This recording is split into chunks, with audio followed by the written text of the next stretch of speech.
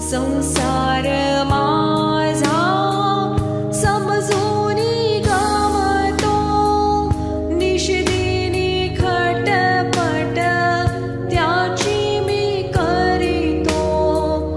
तुझा मी आता जाणूनी नमितो, तुझा मी आता जाणूनी नमितो.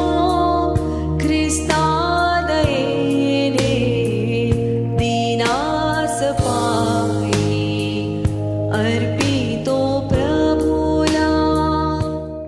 प्रियांनो, धन्य आहात तुम्ही की ही सुवार्ता तुमच्या कानापर्यंत आलेली आहे. देवाची इच्छा आहे की सर्व माणसाचे तारण व्हावे, आणि ही तारणाची सुवार्ता फक्त तुमच्या कानापर्यंतच नव्हे, तर ही सुवार्ता तुमच्या अंतःकरणात पोहोचावी व देवाच्या इच्छेप्रमाणे तुम्ही करावे. पापी मानवाला तारण देण्यासाठी प्रभू येशू ख्रिस्त देव असताना मानव होऊन या जगात आला. त्याने सर्व मानवाचे पाप स्वतःवर घेऊन मरण सहन केले. देवाने त्याला मरणातून तिसऱ्या दिवशी उठविले, त्याला प्रभू करून ठेवले आहे.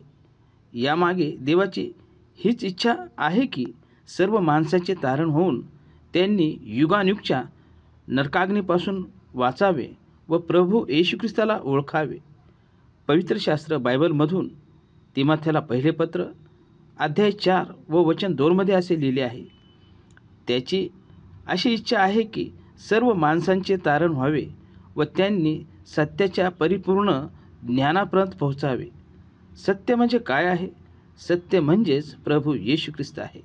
आणि ह्या सत्याला जाणून जो कोणी प्रभू येशू ख्रिस्ताकडे स्वतःचे पाप कबूल करून त्याला क्षमा मागेल व प्रभू येशू ख्रिस्त माझ्या पापासाठी मरण पावला व देवाने त्याला तिसऱ्या दिवशी मरणातून उठविले असा आपल्या अंतःकरणात विश्वास ठेवून त्याला प्रभू म्हणून स्वीकारेल, त्या व्यक्तीच्या जीवनात देवाची इच्छा पूर्ण होईल, म्हणजेच त्याचे तारण होईल.